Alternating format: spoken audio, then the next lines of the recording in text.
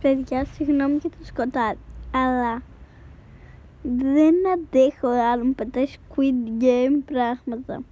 Αλλά δεν αντέχω άλλο.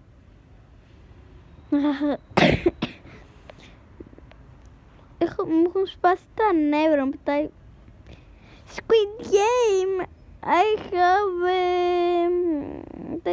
σκεφτόμαι κανένα shorts που θα λέω και καλά ότι I have a Squid Game merch και θα δείχνει ένα πυρούνι. Λογικά θα το κάνω.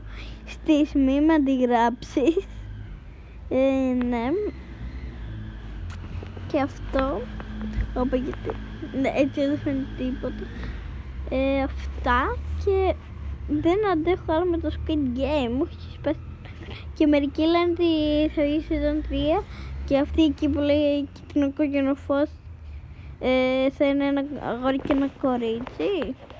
Νομίζω αυτό θα είναι όντως αλήθεια, πρέπει να λένε. Αλλά εντάξει, bye.